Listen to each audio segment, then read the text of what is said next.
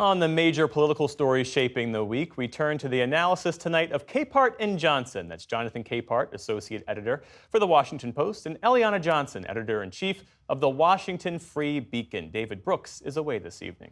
Hello, hello.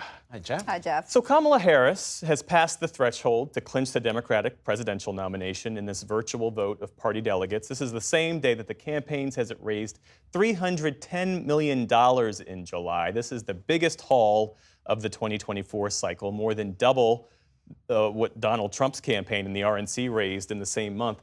Jonathan, it was far from a guarantee that Democrats would remain as united and as energized as they have been since VP Harris emerged atop the ticket.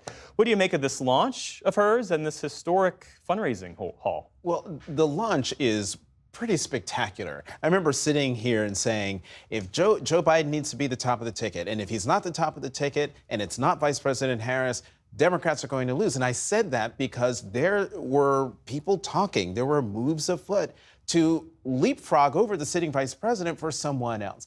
That did not happen. And I think the way the vice president comported herself through all of this spoke well of the team around her commitment to the president. And I think that once the president endorsed her, which was very, very important, the level of enthusiasm went from 0 to 1,000 in a nanosecond. And we see, according to the Supreme Court, money is speech. So $310 million raised in just in the month of July, but the bulk of it in the last 10 days.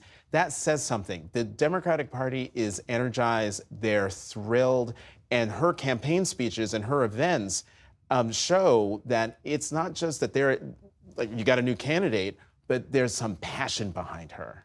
And Eliana, for Donald Trump, he's now facing criticism for falsely claiming that Kamala Harris misled voters about her race. He's also having to defend his vice president, J.D. Vance, who's being scrutinized for past comments he made disparaging childless women. The vice president has a real record that Republicans could scrutinize, but Donald Trump keeps reverting to these race and gender-based attacks. Why are he and his campaign struggling to find a line of attack that sticks? One thing on the Democrats before that is, in terms of uniting the party and getting people excited, it helps not to have a primary where Democratic candidates were pummeling each other, which they managed to avoid. In terms of Trump, yes, he's veering off into bizarre spaces. And what the Trump campaign needs to do, why is he doing it? He's not a particularly disciplined messenger. I don't think anybody's particularly surprised to see this. They need to settle on one message and one line of attack against Kamala Harris, whether it's that she's a San Francisco liberal whose views are out of touch and to the left of those of the average American, or that she's flip-flopped and changed every position she held that she ran on in 2019. And so, if they do that, they can say she doesn't believe in anything. She's willing to say anything in order to be elected president, but pick one and hammer it home every day. I'm sure that is what Susie Wiles and Chris LaCivita, Trump's campaign managers, are telling him to do. But Trump is Trump. He's the same candidate he's always been. And Jonathan, Democrats say that they've learned their lesson from 2016, that now when Donald Trump attacks, they try to respond aggressively, but they use his attacks to reemphasize their own message. Are we seeing more of that? We are. Well, here's the thing about the vice president and her campaign's responses to the racism and misogyny coming from Donald Trump. She gives it maybe one line in any of her campaign speeches, and she moves on to talking about the Biden-Harris record and then what a Harris administration would do if she's entrusted with the presidency. So they're not paying attention. They're not giving it undue oxygen to keep it going. And so I think they're doing what they need to do. Meanwhile, on the social media side, however, they're all over it. So many memes, so many little videos that the young people can share where the campaign is responding to the ridiculousness, particularly from NABJ, with Donald Trump saying she turned black, which has set off a whole meme on its own. Yeah. Well, we expect that the vice president could name her running mate anytime this weekend, certainly by Tuesday when she and her running mate are expected to have their first appearance in Philadelphia. And I'm told that she has settled, she's narrowed her list of finalists to these 6. Kentucky Governor Andy Beshear, Transportation Secretary Pete Buttigieg, Arizona Senator Mark Kelly, Illinois Governor J.B. Pritzker, Minnesota Governor Tim Walz, and of course Pennsylvania Governor Josh Shapiro. So this is according to 2 sources familiar. Eliana, the conventional wisdom has always been that a VP pick doesn't really matter in the grand scheme of things. Is that different in this election cycle? I think it could be in that Harris has a more difficult road to hoe in the Electoral College. And so if I were her, Harris campaign is not asking me for advice, I would pick someone who could help me win. And some of these candidates could help her marginally, given that they come from states that are very competitive. Mark Kelly in Arizona, though I think he has too much personal baggage. He had a very testy divorce in 2004.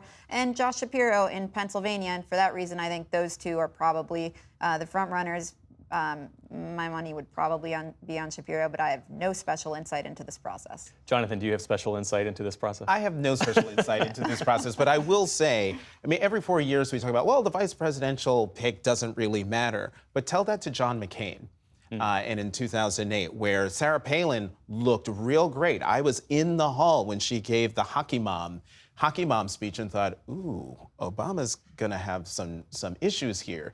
And then within a couple of weeks, completely imploded. And so the vice presidential pick, it does have an impact, as Donald Trump is seeing. I actually don't agree with that on Palin, though. I think Palin actually helped the McCain ticket, even though in retrospect people think, oh, she was a total moron. I think McCain got more votes with Palin on that ticket because she excited women at the time than he otherwise would have gotten. Initially, but come on, a couple Katie Couric interviews, Charlie Gibson, she didn't know anything. I don't think she heard him. Well, as we end our conversation, I want to talk about the fact that Wall Street Journal reporter Evan Gershkovich and former U.S. Marine Paul Whelan were among those 24 detainees released as part of the biggest prisoner exchange between Russia and the West since the Cold War. Lasting takeaways. President Biden said that it was a feat of diplomacy. Yeah, not bad for an 82-year-old man everyone said had cognitive decline and we were questioning his mental acuity. When you read what was the TikTok of what happened in the Wall Street Journal, that man was all over it. This was a huge diplomatic feat, but this was also a huge victory for the United States and for the American people. To bring those Americans home is something that should be universally celebrated.